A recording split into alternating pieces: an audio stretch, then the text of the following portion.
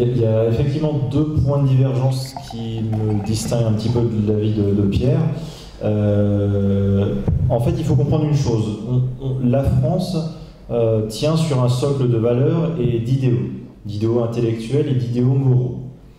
Je peux pas m'autoriser la facilité langagière de dire les musulmans sont mes ennemis ou nos ennemis. D'abord, je ne parle qu'en mon nom. Et pour moi, un musulman, par définition, c'est quelqu'un qui a une foi. Pour moi, le mot religion, en fait, potentiellement, tout est religieux ou rien n'est religieux. Pour moi, quelqu'un qui croit très fort en un politicien qui nous promet monts et merveilles demain, c'est autant une religion qu'une religion qui propose un salut post-mortem, un Dieu démiurge, avec un paradis et un enfer. Religion, pour moi, potentiellement, tout est une religion. Même un parti politique, potentiellement, ça peut être une religion. Et je ne peux pas non plus extraire les musulmans dans une globalité du peuple français. Pour moi, le peuple français, dans notre pays de liberté, et c'est ça l'ironie du sort, c'est que, en fait, le peuple français est un peuple divers. Il y a des gens qui croient en ce qu'ils veulent, dont des croyances qui me sont antagonistes, qui me sont opposées. Pour moi, je définis la criminalité de la façon suivante. Pour moi, les seuls crimes, en fait, qui m'embêtent, pour moi, un crime, c'est un acte direct qui a une conséquence physique ou matérielle sur une victime.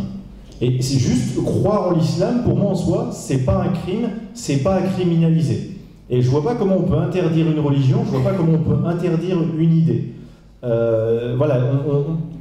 la limite, son idée d'interdire l'islam, la seule chose que ça peut faire, c'est qu'au moins ça peut lancer un débat dans la société, pourquoi pas. Ça obligera nos médias à s'éverrouiller, où les seuls musulmans qui ont le droit de citer à la télé ou à la radio, c'est des musulmans. En fait, sur l'islam, si vous voulez, par exemple, à la télévision française, on n'invite que des musulmans pour commenter, par exemple, les attentats terroristes, pour parler de l'islam. C'est évident qu'ils vont que défendre un point de vue pro-musulman. On n'invite jamais d'anciens musulmans.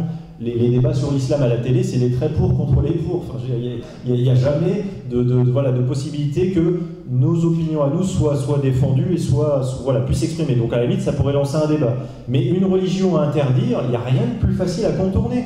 Par exemple, il y a des partis politiques qui disent on interdit le voile des musulmanes dans l'espace public, ou la kippa éventuellement, du coup, et c'est des signes ostentatoires, mais les religieuses peuvent garder leur tenue à elles, parce que elles font partie du personnel clérical. Moi je dis c'est facile à contourner pour les musulmans, demain ils font évoluer leur religion, et ils estiment que n'importe quelle musulmane peut devenir l'équivalent d'une religieuse.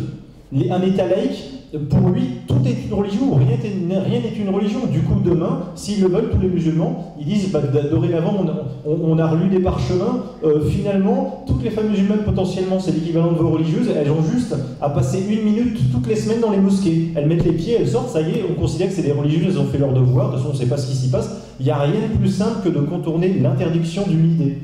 Et dans un état de droit en plus, si vous voulez, comme le nôtre, en fait, on a des millions d'habitants musulmans. Moi, j'essaie de penser de façon intelligente et efficace.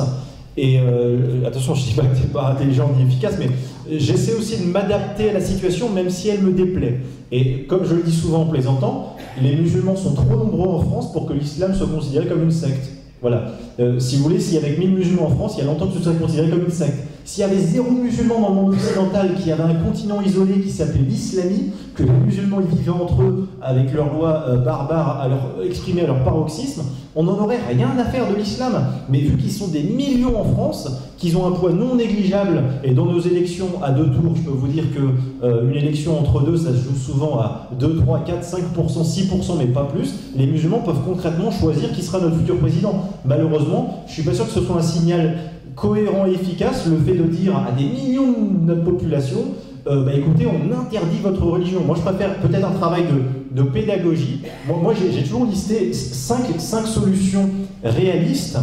En fait, il y a des solutions, il faut les voir comme des investissements à moyen et long terme, pas tout de suite à court terme. Je pense que sa solution à court terme, ça crée tout de suite une guerre civile. Moi, j'ai toujours listé les 5 mêmes solutions. Premièrement, empêcher la victoire démographique.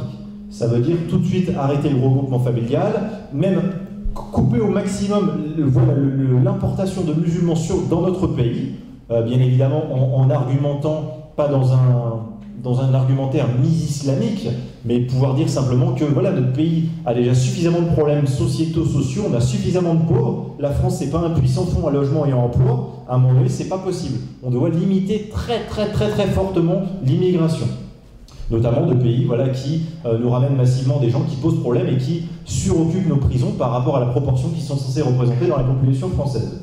Le deuxième moyen pour moi il est éducatif.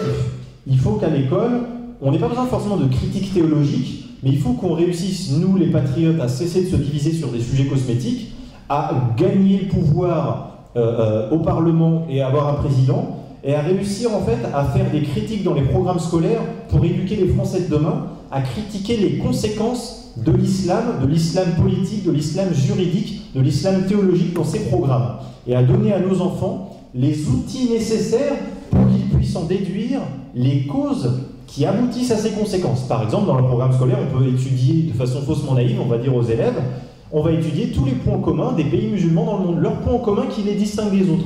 Ça va être très rapide, c'est que des points communs voilà, qui jettent l'opprobre fortement sur l'islam, puisque les terres d'islam sont des endroits absolument horribles et abjects pour les femmes, pour les libres penseurs, pour les gens qui veulent aimer librement. Et aussi, on peut s'amuser à, entre guillemets s'amuser, à essayer de donner dans les programmes scolaires les outils intellectuels nécessaires pour faire comprendre à la jeunesse ce qui distingue l'islam, le monde musulman, du reste du monde. Et là encore, il y a une possibilité de pouvoir faire un investissement à moyen et long terme sur les gens.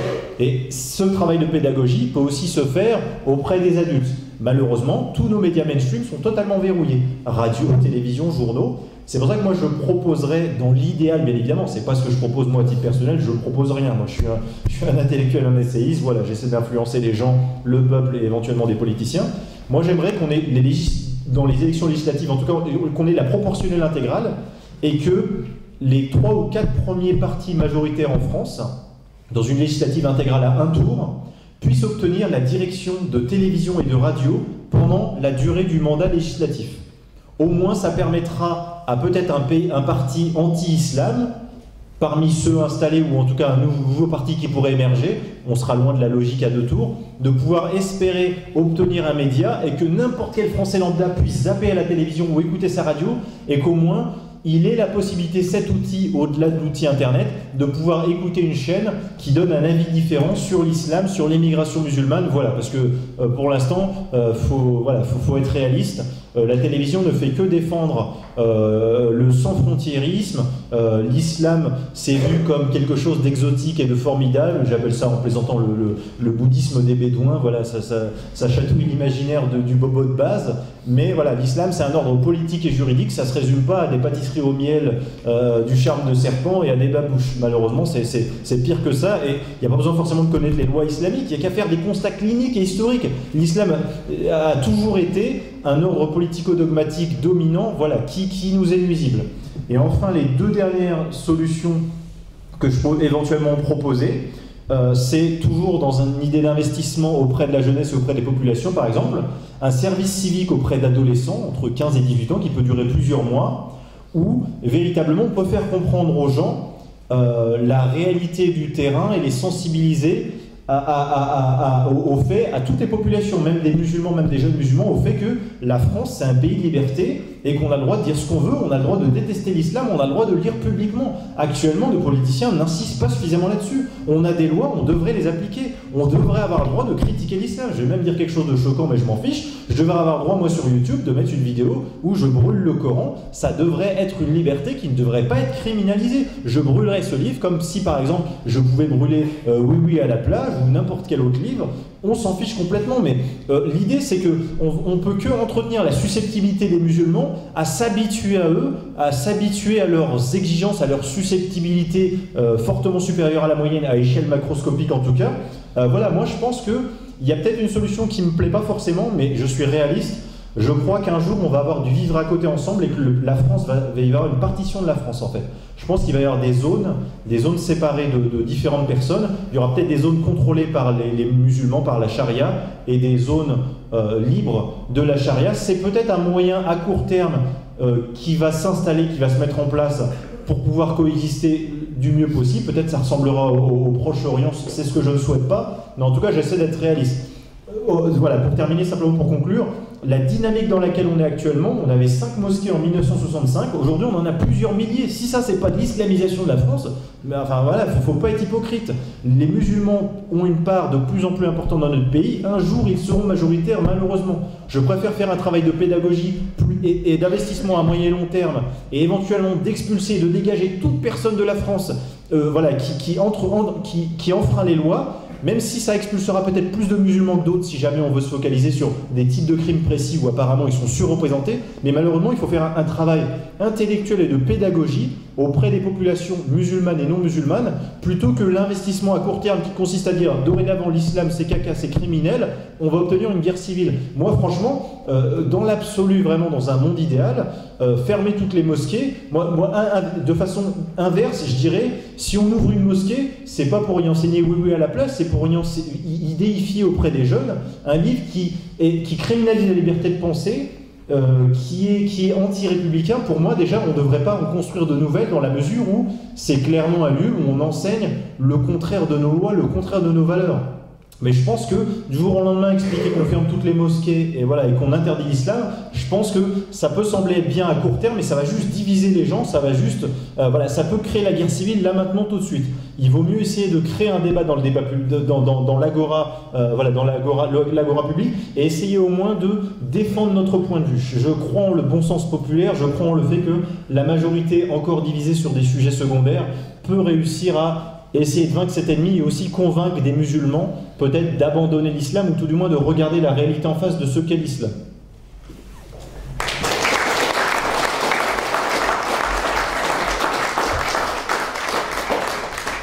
Une petite conclusion tous les deux. Il y a peut-être des questions de la salle, non? Oui, non. Je veux bien faire une conclusion. Après, le débat est terminé. Moi je réponds aux questions de la salle. Moi je veux bien faire une petite conclusion. Je veux bien faire une petite conclusion, une minute éventuellement. Oui, je voudrais vous expliquer juste une chose, en fait, c'est que les musulmans ont beau être majoritairement pacifistes, en fait, vous pouvez les prendre les uns après les autres isolément. Vous leur demandez, est-ce que pour toi l'égalité homme-femme c'est important, est-ce que l'islam c'est une religion de paix? Ils vous diront que oui. Mais ils ont beau être majoritairement pacifistes, en tout cas ils le prétendent, ils ont beau être majoritairement n'être ni islamistes ni djihadistes, c'est une constante, les musulmans majoritairement ni islamistes ni djihadistes se choisissent systématiquement parmi eux des islamistes pour les gouverner et tolèrent systématiquement parmi eux les islamistes qui vivent parmi eux, qui les culpabilisent. Voilà, je voudrais juste insister sur ce point parce que la majorité des musulmans ne représente pas un danger direct isolément, mais c'est une constante. La majorité quiétiste des musulmans se choisit systématiquement parmi eux des islamistes pour les gouverner parce que ça vient de leur culture. Ils ont une culture de domestication personnelle qui en fait qu'ils n'ont pas tellement de velléité politique. Et en fait, ça n'intéresse parmi eux que les islamistes, et je pense même qu'une bonne partie des islamistes parmi eux ne sont pas du tout musulmans, font semblant d'être musulmans pour pouvoir acquérir du pouvoir, en avoir sur leurs ouailles, et c'est très confortable d'être un politicien musulman, puisqu'on prétend défendre l'islam, on prétend défendre l'islamisme, et dès l'instant où il y a une opposition qui vient contre soi, une opposition laïque, une opposition droit de l'homiste,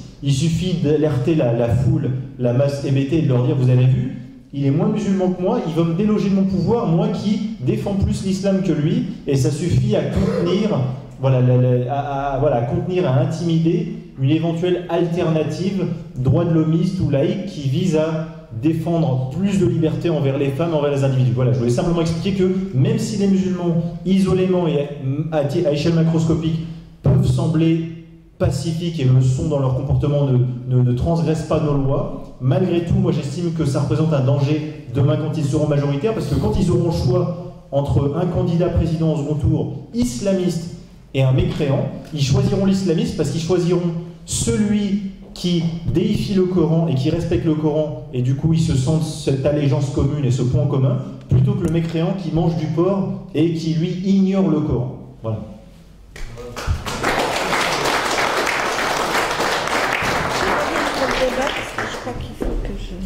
T'animes. Il faut que j'anime, surtout que je suis trop long. Un monsieur. Il faut peut-être passer un micro, non? Voilà, je ne suis pas sûre que le micro soit nécessaire, oui. Bon, comme ça, on répond avec un. J'ai trouvé les exposés de ce soir extrêmement intéressants, par leur optimisme surtout, et finalement ce que je retiens comme possible, si un éventuel futur mitage de la France, comme vous l'avez dit tout à l'heure, cette idée de communauté vivant dans des sortes de ghettos, qu'ils soient chrétiens ou qu'ils soient laïcs ou ce que l'on veut, ou musulmans, je pense que c'est encore un scénario assez optimiste. Je pense que en fait, ce qui va décider de notre avenir, ce n'est pas un rêve pédagogique. Ce qui va décider de notre avenir, c'est la faillite de l'État, c'est-à-dire c'est véritablement la charge au niveau économique qui pèse sur la société. Et c'est ça qui va maintenant déclencher des situations de guerre civile, ce que vous appelez la guerre civile. C'est qu'à un moment donné, il n'y aura plus assez pour tout le monde. En fait, la Révolution française, elle a commencé avec les histoires de pain, n'oublions pas. Alors, combien de musulmans vivent aujourd'hui proches de la sécurité sociale? Quelle est la situation réelle de la France aujourd'hui économiquement? On est en train de descendre. On descend sans arrêt. Donc moi je pense qu'à un moment donné, sans vouloir être pessimiste, toutes nos initiatives au niveau intellectuel, bien pensant, cherchant de manière pédagogique à enseigner aux gens de ceci, de cela, me paraît un petit peu optimiste. Voilà. Bon, en tout cas, tu viens de nous apporter une nouvelle thèse qui est que la solution viendra de la situation économique. Peut-être que nos orateurs, très brièvement... Bon, on va laisser plusieurs questions. Non, bon, alors plusieurs questions. Ouais, écoutez, moi, effectivement, votre discours que vous avez entre vous, moi, je l'ai en permanence dans ma propre tête. Parce que je me bats constamment avec ces deux conflits, ces deux options.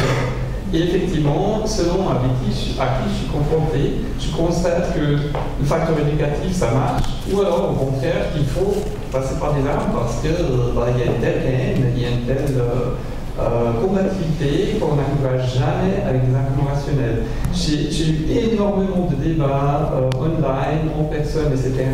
Et effectivement, il y a des anciens musulmans qui se sont laissés convaincre par mes arguments. Alors, et puis effectivement, il y a des trucs hallucinants. Par exemple, là, mes amis pakistanais ex-musulmans, c'est maintenant installé en Irlande. La semaine dernière, il a envoyé un message, il a dit il voulait commander une pizza, et comme il a l'air pakistanais, on est venu lui demander est-ce que vous êtes bien sûr que vous voulez la pizza avec du jambon? Alors, il a dit mais oui, mais qu'est-ce que vous regardez en fait à poser la question? Donc les Européens, ils sont tellement immiscés déjà qu'ils ne veulent pas offenser le brave musulman en lui servant quelque chose qu'il ne voudrait peut-être pas, même s'il a commandé. Donc ça c'est grave. Donc voilà, la semaine dernière, on était en France avec ma fille, on a été à Disneyland, étonnamment énormément de musulmans. Moi je me suis dit, mais c'est haram, il me semble, d'aller à un lieu comme Disneyland. Et puis il y a Akila, ma chère amie, qui m'a dit mais tu sais pas que Disney, ça appartient déjà une bonne partie aux monarchies du Golfe. C'est terrifiant. Et puis après on était à Provins, magnifique petite ville. Et puis il y avait une visite d'école, manifestement de la région de Paris. En tout cas 300-400 enfants qui défilaient devant nous avec leurs profs. La moitié, en tout cas, étaient des noirs ou des musulmans. Alors la moitié, facilement, je me suis dit. Le remplacement de population en France est beaucoup plus avancé que ce qu'on essaie de nous faire croire. Et c'est clair, c'est un problème idéologique. C'est pas seulement la population, puisqu'effectivement, on a énormément d'ex-musulmans qui sont devenus les meilleurs défenseurs de la société moderne. Donc, j'hésite toujours entre les deux. À mon avis, effectivement, il n'y a que par le discours, par le débat et par effectivement, il faut couper absolument toutes les aides sociales pour toutes les personnes qui n'intègrent pas cette la première question. Merci. Oui. Et il y a beaucoup de mains qui se lèvent.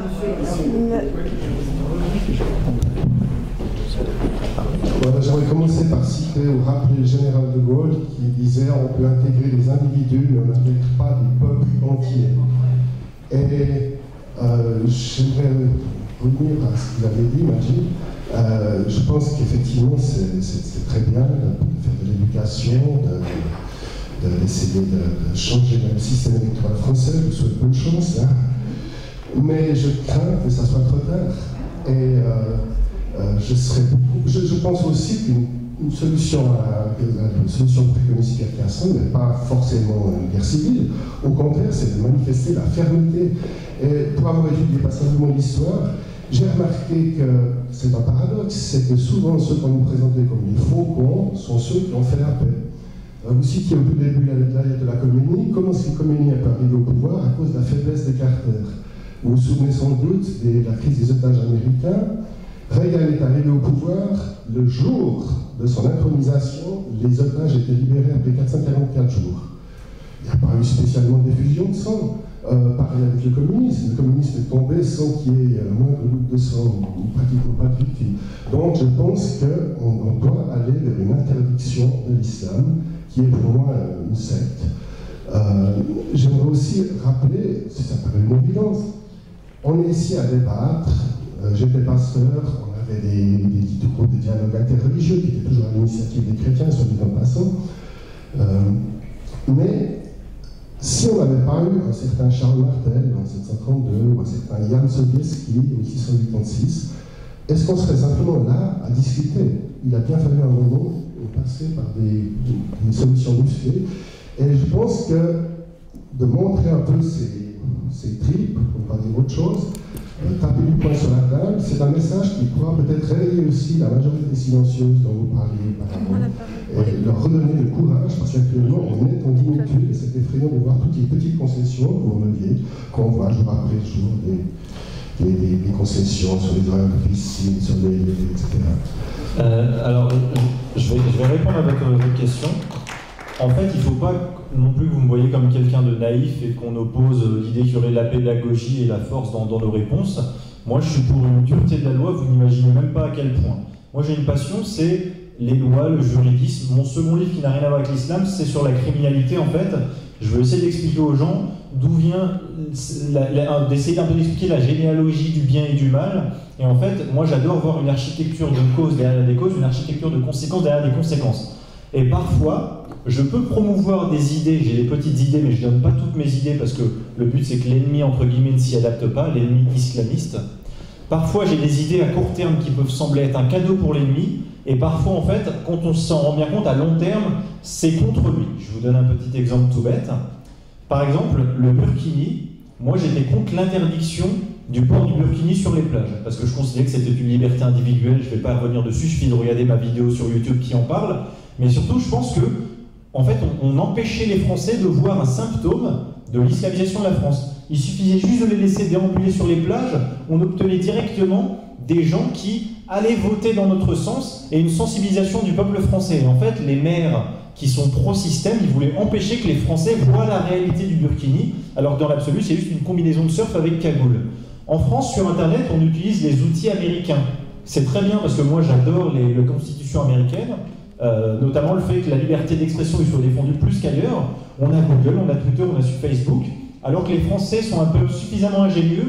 On aurait pu avoir, comme les Chinois, un équivalent de Google, de Facebook, de Twitter. Qu'est-ce qui se serait passé s'il y avait peu cette américanisation d'Internet, cette soumission de la France à cette américanisation d'Internet? Si on avait créé nos propres outils, un Google français, un Twitter français, un Facebook français, un Amazon français, nos opinions, elles seraient persona non grata sur Internet, au nom du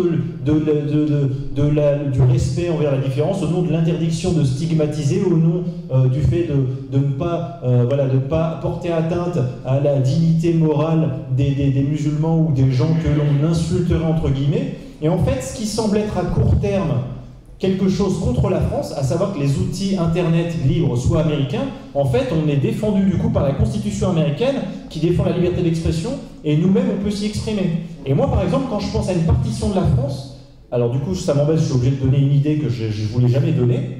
Moi, je suis par exemple pour l'idée de dire, on va faire un cadeau aux musulmans et aux islamistes, dès l'instant où ils sont trop nombreux en France, on vous laisse des charia zones. C'est peut-être un sacrifice à court terme, mais du coup, les Français verraient la différence entre les zones régies par la charia où les femmes ne peuvent même pas s'y balader la nuit, où les résultats scolaires sont catastrophiques, où il y a des crimes plus qu'ailleurs, contrairement aux zones libres, où là on peut interdire l'islam pour le coup, là on peut interdire à cet endroit-là, on va leur dire plus tard aux islamistes, on va pas leur dire tout de suite, on va faire des charia zones et une zone non charia sans leur dire, on attend qu'ils soient tranquilles et qu'ils l'aient accepté, et après on leur dit, eh ben finalement, maintenant on va interdire la charia dans notre zone libre, on ne vous l'avait pas dit au début, vous étiez content d'avoir vos zones charia, et là on voit la différence entre le monde de vie chez vous et le monde de vie chez nous, et derrière, ça peut justifier plus tard, pour terminer, une offensive de notre part pour reconquérir ces territoires en disant « Vous avez vu comment vous persécutez les gens chez vous? Alors maintenant, on va reconquérir ces territoires et on va réinstaller la France éternelle qui n'aurait jamais dû cesser d'être la France. »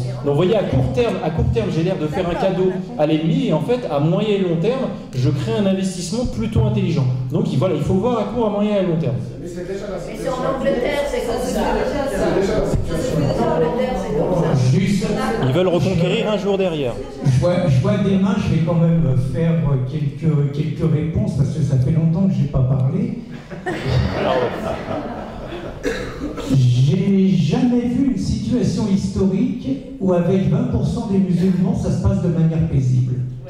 Et je n'ai absolument pas envie de jouer mon avenir, l'avenir de mon pays, l'avenir de la civilisation, l'avenir de mes enfants, l'avenir de mes petits-enfants, à une soi-disant possible éducation, républicanisation, bataille des esprits, bataille des idées qui n'a jamais marché nulle part, et je n'ai pas envie que mon pays devienne le cobaye de ce genre d'expérience. Pour moi, il est trop tard. Il est trop tard, et plus nous attendrons pour trancher dans le vif, plus ça va être coûteux. Et disant cela, moi je respecte les musulmans. J'ai eu un débat avec Amir Ramadan.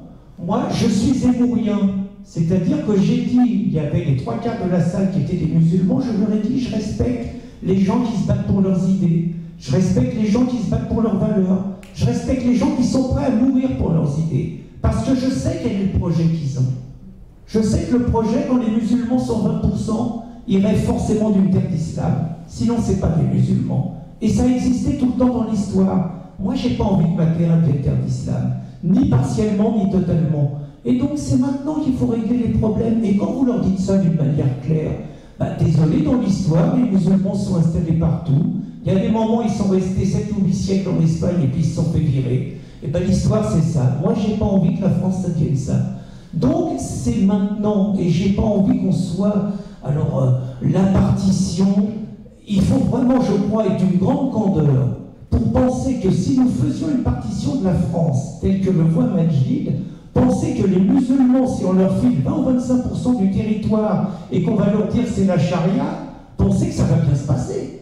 Bien évidemment que la culture musulmane, ça sera nous avons 20-25%, pourquoi il y a 75% qui nous échappent? Et pourquoi ce ne serait pas les 10 000 et 75% qui nous échappent?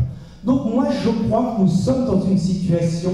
20%, c'est trop tard. Il n'y a plus de débat possible. Il n'y a plus de dialogue possible. Et encore une fois, les musulmans dits modérés. Pour moi, c'est plus des musulmans. D'abord, première chose. Mais les personnes qui sont nées musulmanes et qui se reconnaissent et qui disent se reconnaître dans nos valeurs, mais ils devraient être réjouis des propositions que je fais. Puisque les propositions que je fais, on vire la moitié. Moi, je pense qu'il faut en virer la moitié. Je vais être clair, je pense qu'il faut en virer la moitié. On vire la moitié de ceux qui pourrissent la vie des Français et de ceux qui pourrissent la vie des femmes qui ne veulent pas porter le voile et de ceux qui pourrissent la vie des musulmans qui veulent s'émanciper de l'islam. C'est une œuvre de salubrité publique pour la France et c'est une œuvre de salubrité publique pour les musulmans. Et je finis sur le Burkini, parce que quand même je ne peux pas laisser passer ce que dit Majid. Moi j'ai beaucoup aimé la formule du Living-Dish ici présente. La bataille du Burkini en France, après les attentats de Nice, c'est un djihad culturel. C'est-à-dire que c'est une façon de montrer, avec une arrogance rare, après qu'ils aient quand même écrasé 86 des nôtres à Nice, avec une arrogance rare, on a écrasé les vôtres à Nice, on vous emmerde et on continue à porter le Burkini sur les plages. Et encore une fois, le Burkini, c'est pas la même chose que la personne qui va faire de la plongée. C'est pas la même chose. Il y a quand même des symboles qui comptent. Et là, le symbole, c'était très clairement, de même que nous vous imposons le voile dans l'espace public, nous vous imposerons le burkini, et donc les musulmanes qui seront en bikini seront des salopes. C'est ça que ça veut dire.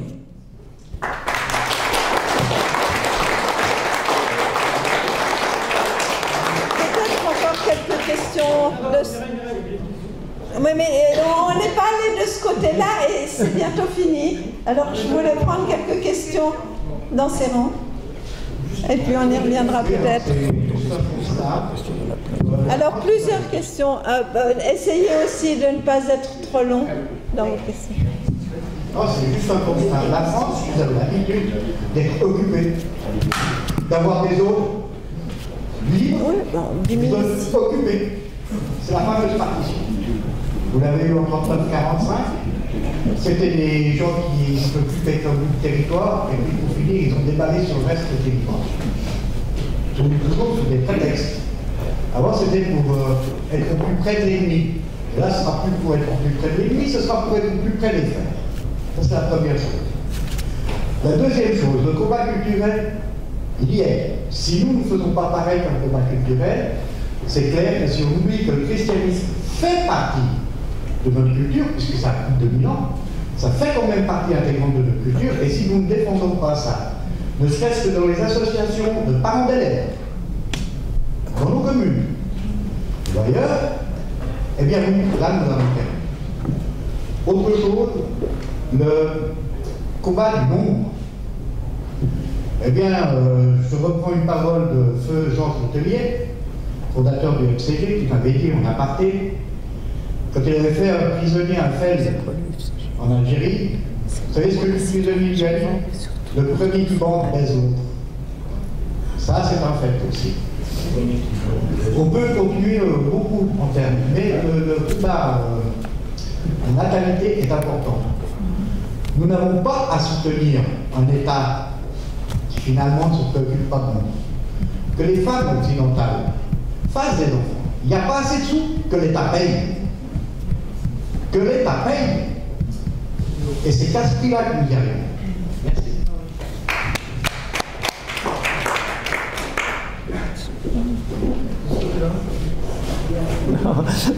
Il va falloir jouer les prolongations. Hein. Non, on les joue déjà. Merci beaucoup. Le nombre, la démographie, il y a un exemple qu'il faudrait prendre régulièrement, mais auquel on ne pense pas. C'est que les choses vont se passer à moyen et long terme. À mon avis, l'exemple de l'Indonésie est le meilleur qu'on puisse prendre. Il y a 2 siècles, il n'y avait pas de musulmans en Indonésie. Aujourd'hui, ils sont 200 millions et tous les autres n'existent plus. C'est ça. Deuxièmement, je crois que, vous voyez, quand vous dites il faudrait montrer encore mieux ce que l'islam peut donner lorsqu'il a sa zone, sa région. Mais personnellement, je pense qu'il faut absolument et toujours se dire que l'islam, c'est comme le nazisme. C'est une forme de nazisme. Or, on sait depuis un certain temps déjà ce que donne le nazisme. Alors, il est clair que, en voulant, c'est remarquable ce que vous dites par rapport à la pédagogie. Et vous voyez, quand vous avez l'ensemble du monde pédagogique qui est sous l'emprise du politiquement correct, de la collaboration, disons le mot, des islamo-collabos de gauche, c'est exclu que naisse quelque chose du genre un changement radical à partir de l'éducation, même si l'idée intellectuelle est bonne de se dire on va faire la pédagogie. Mais je pense que c'est totalement exclu et qu'on est beaucoup plus avancé. Ensuite, Pierre a dit tout à l'heure, si vous avez, admettons, 20%, quand vous êtes il faut vraiment se mettre dans la tête de ce que c'est qu'une idéologie totalitaire. Je prends délibérément le nazisme. Eh bien, dans l'idée même d'idéologie totalitaire, c'est d'imposer cette idéologie à tout le monde, tôt ou tard, par n'importe quel moyen, tantôt pacifique, tantôt violent. C'est l'idée, on ne peut pas imaginer une idéologie totalitaire comme le sont les idéologies démocratiques, politiques, pluralistes. Donc je pense qu'effectivement, des moyens que la population n'ose pas encore imaginer sont absolument nécessaires et indispensables. Parce que si, ça a été dit tout à l'heure par Monsieur, si on prend l'histoire, il n'y a rien de scandaleux à ce qu'il y ait à un moment donné une confrontation et qu'une civilisation, disons, qui correspondrait mieux à nos valeurs, l'emporte, et si elle est menacée, elle fera tout pour empêcher de sombrer. Or, nous sommes quand même dans une situation où on ne peut pas dire qu'on est dans le sens de concession, une espèce de vie démocratique, pluraliste, d'un côté les musulmans, l'islam, de l'autre côté, etc. Je pense qu'on est à un stade où on doit passer à des moyens nettement plus radicaux, montrer des signes forts. J'ai bien compris l'idée. Alors, je vais simplement donner juste 2 points très simples.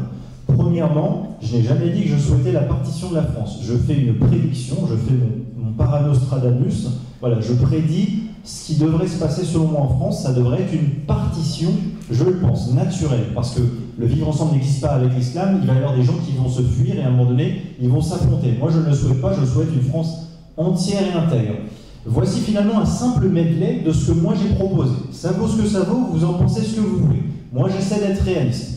On est là dans un débat en train de dire, lui, dans le fond, il est tout seul et minoritaire. La majorité des Français qui ne veulent pas de la France islamique, ils sont déjà divisés sur plein de sujets. À quoi ça sert de vouloir interdire l'islam alors qu'on n'a même pas déjà convaincu la majorité de la population française que l'islam est un danger, alors qu'une bonne partie pense que l'islam, c'est le bouddhisme des bédouins, et une autre partie pense que l'islam et le ramadan, c'est un folklore, comme Halloween est un folklore. Moi, je propose des mesures très claires et très simples. Premièrement, stopper l'immigration, la réduire au maximum, stopper l'immigration islamique.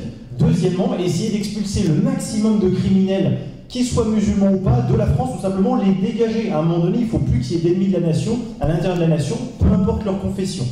Troisièmement, essayer de faire un travail de pédagogie, en essayant de faire en sorte, par les lois et par la démocratie, d'obliger à ce que les Français et notre point de vue puissent obtenir des chaînes de télé, des radios, des journaux, ne serait-ce que pour pouvoir défendre parmi les médias mainstream notre point de vue. C'est toujours mieux que rien d'essayer de convaincre les gens que l'islam est un danger. Lui, je veux bien demain qu'on puisse interdire, c'est un on en plus, qu'on puisse interdire l'islam, décréter que c'est un danger. Par qui, comment? On est déjà divisé sur des sujets secondaires, sur des sujets cosmétiques. Si vraiment on ne peut pas et qu'ils sont encore minoritaires, moi, je suis un philosophe de terrain et j'estime, quand je parle de pédagogie, il ne faut pas voir ça dans un sens scolaire. À un moment donné, moi, je crois à la philosophie du réel. Aujourd'hui, les musulmans vivent parmi nous et surtout les islamistes vivent parmi nous. Ils auront beau être 30-40% parmi nous, à chaque fois qu'il y aura des problèmes parmi eux, le système politico-médiatique qui nous domine dit c'est normal, c'est la pauvreté, c'est normal, c'est le chômage, c'est normal, c'est la stigmatisation. Et hop, ils vont nous la faire à l'envers. Un jour, ils vont se retrouver 60% de la population et c'est eux qui vont choisir un Mohamed Sarkozy ou un Mustafa Hollande. Je préfère, moi, très simplement, qu'on puisse essayer, tant qu'ils sont encore minoritaires, de tenter une expérience pédagogique, même si ça peut sembler fou, de dire on va vous laisser nous prouver sur une zone donnée, dans une période donnée, dans certaines zones, que l'islam peut être compatible avec nous. Ils échoueront ces islamistes et on va même demander à des bobos de s'y installer. Ils trouvent ça si formidable l'islam, et bien installez-vous parmi eux. C'est toujours mieux que rien. Moi je préfère ce travail de pédagogie, essayer de montrer aux Français la réalité des choses et de les réinformer. Moi, je veux bien qu'on interdise l'islam, entre guillemets, conceptuellement, au sens où, effectivement, l'islam est un totalitarisme absolument abject et contraire à nous, mais déjà, essayer de convaincre les Français que l'islam est un danger, c'est déjà l'étape d'avant. Je voudrais juste rebondir sur ce que vous avez dit, et en même temps sur ce que Pierre a très très bien expliqué. Bonsoir. Au fait, moi, je pense sincèrement, et je vais plus rejoindre le discours de Pierre, qui me parle le plus. Dans tous les pays musulmans, il y a eu plein de dictateurs qui sont morts ou qu'on a fait sauter d'une façon ou d'une autre. Ce que je veux dire par là, c'est que dans le peuple musulman, ils ont l'habitude qu'on leur impose. Parce que si je ne me trompe pas, je crois que l'islam veut dire soumission. Donc ce sont des gens qui sont soumis depuis du moment où ils sont nés, ils sont soumis à, ils ont des obligations religieuses et autres. Ils ne sont pas ils sont dans une dictature, ils ne sont pas dans une démocratie. Aujourd'hui, tous ces peuples qui n'ont plus leur dictateur, ils sont complètement perdus. On leur laisse le choix, mais comment ils peuvent choisir s'ils ont toujours été sous un dictatorial? je ne sais pas si on dit comme ça, mais excusez-moi si je me trompe. Et du coup, tout à coup, ils ont le choix, mais ils sont perdus. Non. Alors, ils sont en France et ils viennent encore imposer leurs lois, leur façon de faire, leur façon de voir les choses. Je suis suissesse, j'habite en Suisse, et je vais des fois faire mes courses en France. Et quand j'ai été chez Carrefour et que j'ai vu qu'il y avait un maximum de choses halal, j'ai dit « Oh my God !» J'ai dit « Franchement, excusez-moi, mais j'ai dit « Là, ça va pas ». Et puis c'est comme, je fais juste encore une seconde, pour moi, je rejoins aussi ce que le monsieur disait tout à l'heure par rapport au nazisme, c'est ce que je voulais dire, c'est que l'histoire se répète. Et tant qu'on n'a pas enlevé le mauvais fruit qui va contaminer les autres, même si on n'a qu'un seul, il va tous les contaminer. Et à la fin, c'est terminé. Donc je pense qu'il faut éradiquer, c'est un petit peu dur ce que je dis, mais je crois que c'est je crois pas, je suis sûre que c'est la seule des solutions, parce que moi personnellement, j'ai pas envie de voir le nazisme revenir sous une autre forme, et aujourd'hui, on a encore des armes encore plus puissantes et plus virulentes qu'avant. Hein, quand c'était le Moyen-Âge, on égorgeait, là ils continuent à égorger, mais là il y a la bombe atomique et tout ce qui suit. Moi perso, j'ai pas du tout envie que ni ma famille, ni mon fils ou mes futurs vivent tout ça. Et voilà. Merci beaucoup. Excusez-moi, c'est à propos de l'interdiction de ce que vous avez dit sur l'interdiction de la religion, etc. Je suis pas sûr. Pardon. Je suis pas sûr que ce soit la bonne solution, parce que d'abord, quand on interdit quelque chose, ça le rend beaucoup plus attrayant. Regardez, dans tous les pays musulmans, l'alcool et la prostitution est interdit, et pourtant ce qui marche le mieux. Donc, déjà, simplement appliquer les lois qu'il y a en France, par exemple, notamment contre le burqa, ce serait déjà à commencer par ça. Si vous faites des lois pour interdire quelque chose et après ce n'est pas appliqué, un, vous avez quelque chose de beaucoup plus attrayant, deux, après, les gens ils font ce qu'ils veulent. Et vous avez deux exemples de pays dans l'histoire où ils ont voulu l'interdire ou traverser l'islam. C'était Kemal Pacha Atatürk en Turquie, Reza Shah en Iran, et les deux, regardez où ils sont arrivés aujourd'hui. Donc l'interdiction, c'est peut-être pas la solution, c'est peut-être qu'il vaut mieux regarder le côté des Russes, où ils font les choses sans trop l'annoncer, sans trop grand fracas, mais ils font les choses. Ouais, et après, ils disent quand même que Poutine dit quand même qu'il ira aller chercher jusqu'au chiottes. Hein. Exactement. Mais quand ça, il y a des terroristes, c'est pas des musulmans. Quand vous dites que on parle de terroristes, pas des musulmans. En France, le laboratoire de 1%, etc. Je suis désolé, le laboratoire est déjà là. L'Arabie Saoudite, l'Iran. On n'a pas besoin de faire de laboratoire, c'est simplement il faut sortir de ce qu'il y a et laisser les gens parler de ce qui se passe dans ces pays-là, plutôt que les interdire pour des motifs économiques. Oui, par exemple, la rémigration de musulmans, comment on sait qui est musulman, qui ne l'est pas? Ça se trouve, on va dégager des anciens musulmans comme moi, on dégage les Arabes dans le doute, il y a plein de Français qui ne vont pas l'accepter, plein de Français des dom-toms, tout leur... Alors on va préciser les choses. Par rapport à ce que dit monsieur, monsieur dit qu'il faut faire des lois. Pour faire des lois, il faut les faire appliquer. Je vais vous citer un exemple en France. En France, on a décidé d'arrêter de fumer dans les cafés. Ça concernait des dizaines de millions de personnes. On a décidé que ça se faisait le 30 octobre et le 1er novembre, on ne fumait plus. Il n'y a pas un mec qui fumait dans les cafés, il n'y a eu aucun incident, il n'y a eu aucune émeute. On a décidé d'interdire le voile intégral. Le voile intégral, c'est une bataille permanente, c'est une forme de guerre civile, c'est-à-dire que les musulmans n'ont pas accepté cette loi. Et que n'ayant pas accepté cette loi, qu'est-ce qui se passe? Dès que trois courageux policiers veulent verbaliser une voilée intégrale, vous avez eu trappe, émeute, scène de guerre. Vous avez Marseille, les flics se prennent 20 mecs sur le dos. C'est pendant le ramadan. Vous avez des juges, vous avez des politiques qui disent est-ce que c'était une bonne idée de contrôler la musulmane pendant le ramadan? Ce que j'essaye de vous expliquer, c'est vous raisonnez comme si on était encore dans une période pacifiée. Nous ne sommes pas dans une période pacifiée, nous sommes dans une guerre quotidienne. L'islam nous mène une guerre quotidienne, et l'islam nous mène une guerre quotidienne avec un gouvernement qui est de son côté, avec des médias qui sont de son côté, avec des juges qui sont de son côté. Et aujourd'hui, je veux dire, on n'en est plus à ce que vous dites. Je suis désolé de le dire, on n'en est plus à ce que vous dites, on en est. Le seul langage qui sera compris sera un langage de fermeté. Moi, je ne crois pas, parce que là, je pense qu'il faut préciser par rapport à Majid.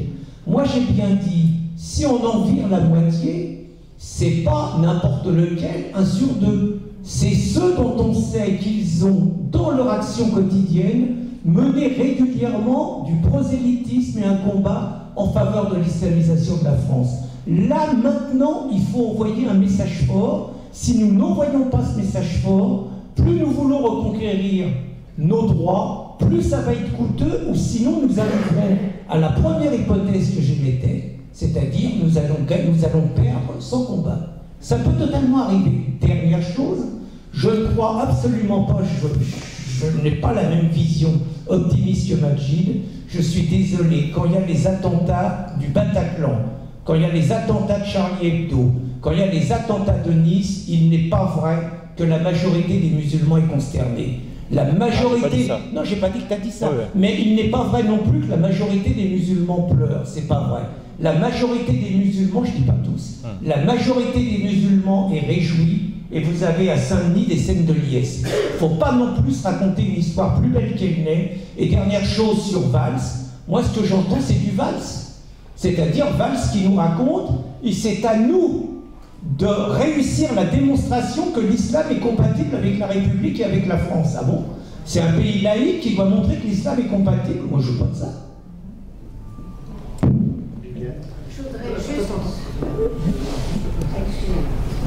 Oui, quand j'entends Annie Ramadan dire que si on n'est pas voilé, on est des pièces de 2 € qui circulent de main en main, d'abord je voudrais dire quand même, s'il me donnait 10 millions, je n'irais pas vers cet Annie Ramadan qui est un vrai repoussoir. Mais ça, mis à part, ce que je trouve difficile, c'est que quand on compare ça à du nazisme, ben, le nazisme, ils exterminaient les juifs.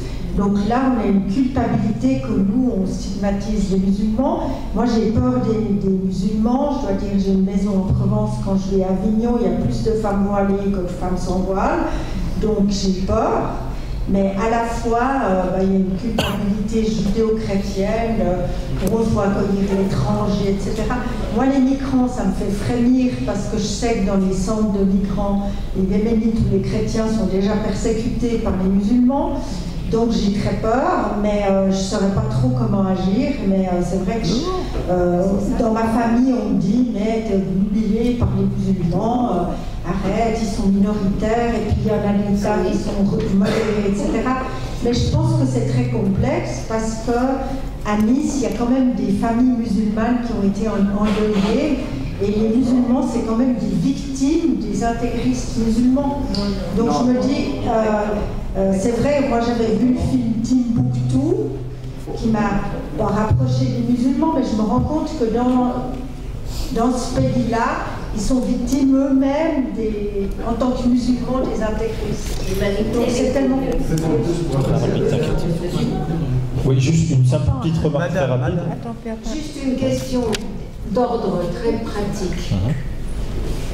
Ce n'est pas uniquement en France maintenant, c'est mondial. Nous sommes dans une guerre mondiale. Et si on ne prend pas les moyens d'une guerre mondiale, tout le reste ne sert à rien. Vous avez raison, Pierre a raison, tout le monde a raison. Mais il faut appliquer maintenant la méthode de Poutine. Nous sommes en guerre. Alors si on est capable en France, en Suisse, aux États-Unis ou ailleurs de faire cette guerre, faisons-la. Je suis partant, d'autres sont partants, il y a 1000 moyens. Mon père a été dans l'armée secrète en France, et il n'était même pas français.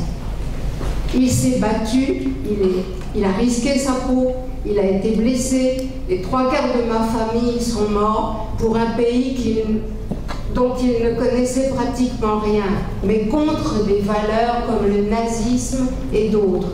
Ensuite, ils se sont battus contre le communisme. C'est ce qu'il faut faire, c'est tout. S'il y a des moyens techniques, faisons-les et appliquons déjà les lois qui existent.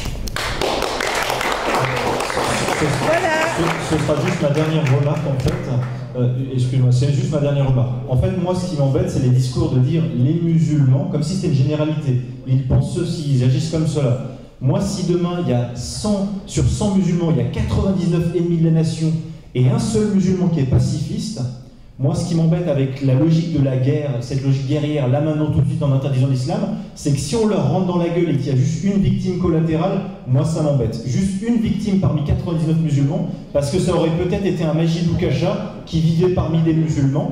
Vous dites ça, mais si demain il y a un conflit entre des musulmans et des non-musulmans, et qu'un non-musulman assassine un musulman, et qu'un musulman veuille se venger de façon tribaliste, il se dit je vais prendre la première non-musulmane venue, et que ce sera vous, ou par exemple c'est votre fille, eh bien vous dites ça fait rien, c'est ça, les victimes collatérales, pour moi c'est pas du gibier de potence qu'il faut sacrifier à échelle macroscopique, et moi c'est ça que je n'aime pas dans la guerre civile, je préfère criminaliser au cas par cas.